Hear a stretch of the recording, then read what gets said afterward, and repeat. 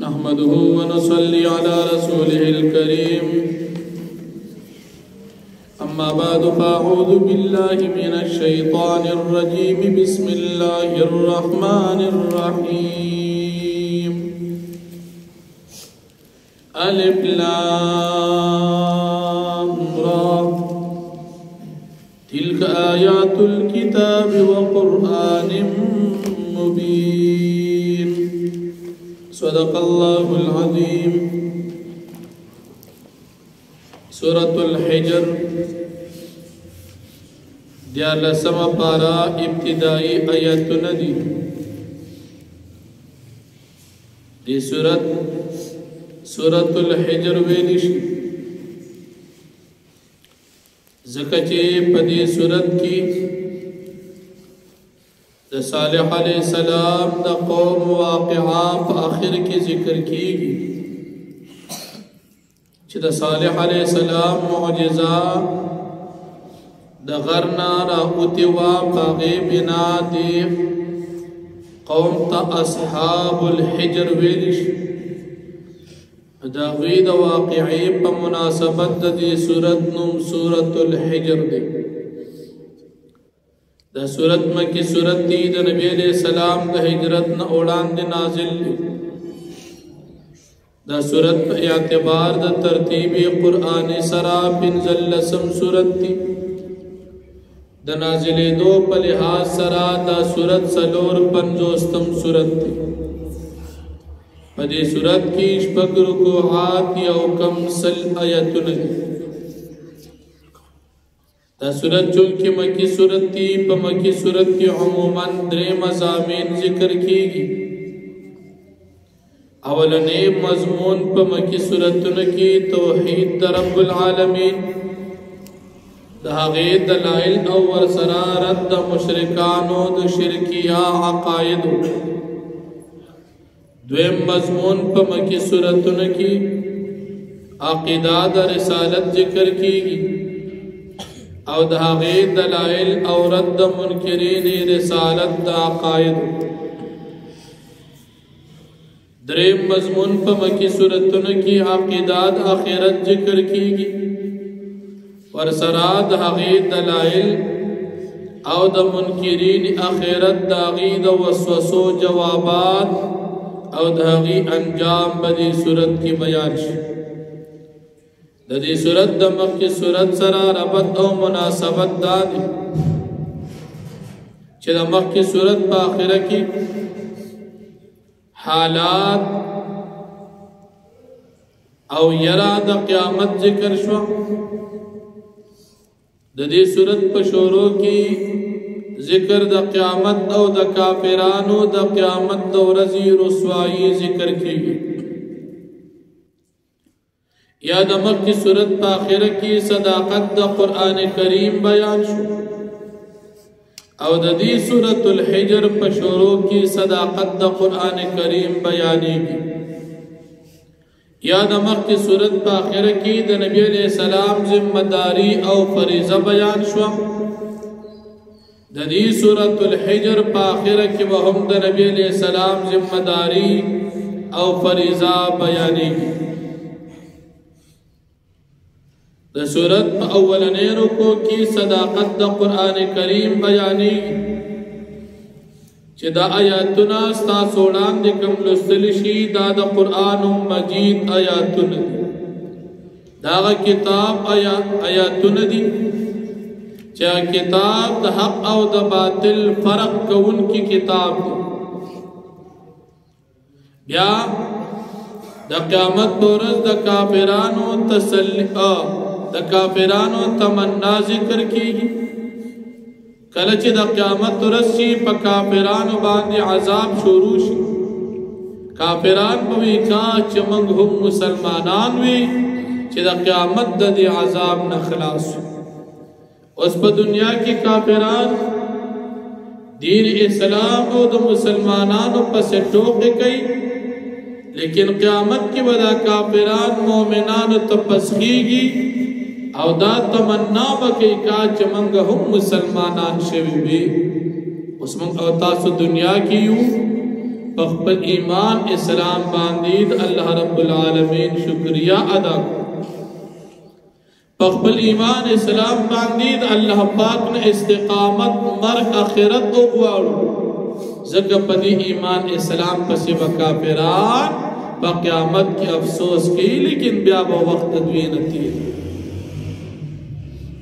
بیا دې کافرانو نبی کریم صلی الله علیه وسلم ته ډېر تکالیف رسول الله جل شانه نبی علیہ السلام تا تسلی ورکی چې دی پریږدا د دنیا په دې جون کې بدی خپل خواهشات پوره کی لیکن دی به خپل اعمال په سزا باندې ډیر زر پیش بیا الله جل شانه خپل قانون او دستور ذکر کړي چې موږ هیڅ یو کله نه دی هلاک کړي لیکن هغه خپل کفر کړی دی کفر د وجې باغی عذاب راغلی دی او دا غي د پاره وخت هلاکت مخکره مقرر بغیر نیټي او قوم الله پاک نه هلاکي او بغیر کفر او شرک الله پاک په یو قوم باندې عذاب نه راوړي دا الله دستور او قانون دادي چې دا مشرکان کافران تاسو له تکلیف درکې پیغمبر علیہ السلام صبر کوا الله پاک دې ته نیټه مقرر کړی دا د دې تکلیفونو سزا به دې ته ډېر زر ملو شي بیا الله جل شانه خپل قانون ذکر کړي چې چا د پاره کم ټیم مقرر دي دا غټین نسو وړاندې کول یا ورست کول د مرګ نه نشي کول هر چا د پاره وخت مقرر دي بیا د کافرانو د نبی کریم صلی الله علیه وسلم ګستاخی ذکر کړي چې کافرانو د نبی علیہ السلام ګستاخی کولا نبی علیہ السلام ته وی اے هغه کسا چې ستا خیال چې قرآن پتا نازلیږي زمون خیال دار چې نعوذ بالله ته یقینا لیونی نعوذ بالله نبی علیہ السلام ته لیونی او بیا د نبی علیہ السلام نه فرمایشي معجزې مطالبه کولا کہ چرته رښتونه پیغمبري نو بیا موږ ته فرشتي راولا زمون مطالبه دار چې موږ ته فرشتي او خایا نو موږ به ومنو چې رښتونه پیغمبري الله جل شانه دوی له جواب ورکړي چې دا حق نازل دل حق نه مراد یا عذاب دي یا د حق نه مراد دا فرشتي دي دا نازل دل د الله جل شانه د طرف نه مقرر دي او دا چې کله هم نازل شي نو بیا به کافرانو ته مهلت نه ملاوي کله د عذاب پر اشتراشي نو کدی بیا ویني نو دې ته موقع نه ملاوي چې دې اوس ایمان نوړ ځکه په وخت د عذاب نازل دوک ایمان معتبر نه دي بیا الله جل شانه د قران کریم حفاظت ذکر کوي چې دا قران کریم یقینا نازل کړي هم موږ دي او د دې حفاظت کوونکي هم موږ یو مخکري آسماني کتابونه چې الله جل شانه نازل کړو دا غي د حفاظت ذمہ الله پاک بل نو واخست هغه دا وخت هغه علماء تسپارل و چې دا علما بر دې کتاب حفاظت کوي لیکن مخکنو کتابونه چې کوم عالمانو هغه په کتاب د الله پاک باندې رشوتونه واقعسل او هغه عالمانو په کې د ځان نه تحریف وکړو ناغه تحریف شوه دي لکه تورات انجیل زبور دا تحریف شوه کتابونه قرآن کریم کی سوک تحریف ولی نشی کولی ذکر دی حفاظت زم اللہ فلا خسر سور لسلم سوا کالو شو دا یو زبر زیر چوک رد بدل پا قرآن کی نشی کولی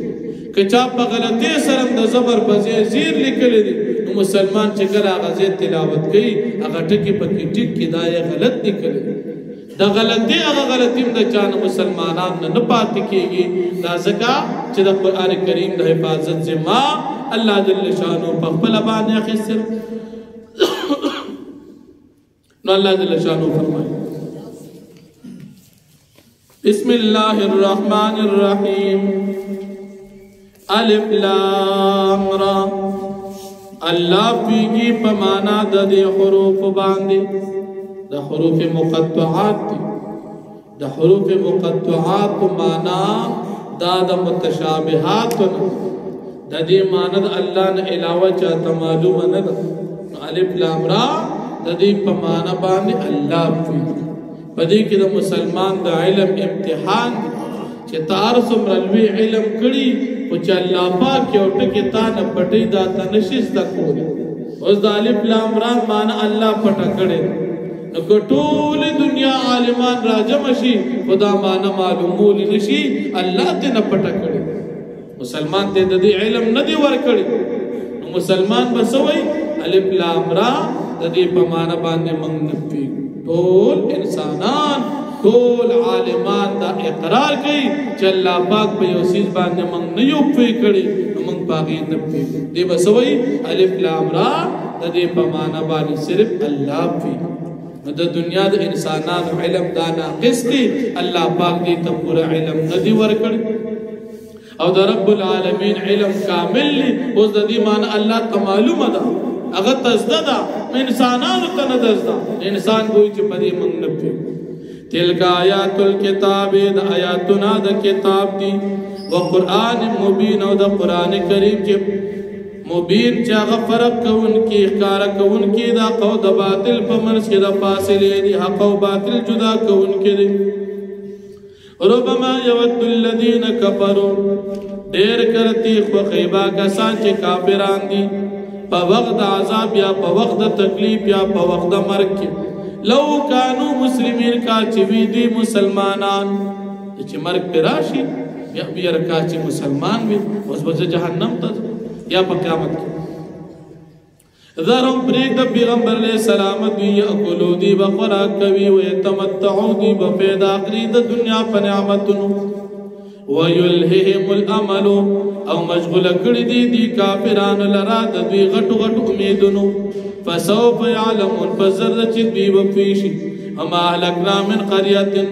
او موږ نه دي هلاک کړي سیو کړي الا ولها کتاب معلوم مگر داغه د پاره نیټه مقرر ده ما تسبق من امه نجلها نو وړاندې کېږي امت د خپل نیټې د مرګ نه وما یستاخرون نرست کېږي وقال او ویدا کافران یا ایها الذی نزل علیه الذکر اے هغه کسا چې نازلېږي پاغه باندې قران کریم اے نبی علیہ الصلوۃ والسلام انک لمجنون یقینا تخامخ نعوذ بالله لیونی نبی علیہ السلام تو کافرانو لیونی حالانکه کمقل خربي وقفان پخپلو نبی علیہ الصلوۃ والسلام لیونی نو دی درو لو ما تاتینا بالملائکه تولت مقراتک منتنکه په فرشتو باندې سمنګ د طبیعت مطابق په فرمایشي معجزې باندې ان كنت من الصادقین کچره تی رښتونو نه کته رښتونه پیغمبر مونږ ته فرشتي راوړل ما ننزل الملائکه الا بالحق من نازل فرشتي مگر په حق باندې یعنی په عذاب نازل ولو باندې وما كانوا اذا منذرين او نبوي دي په دا وخت چې دي ته مهلت ورکړي شي ان نحن نزلنا الذکر یقینا منغه خامخا نازلو دي قران کریم لرا وانا له لحافظون او یقینا خامخا موږ د قران کریم حفاظت کو واخذ الحمد لله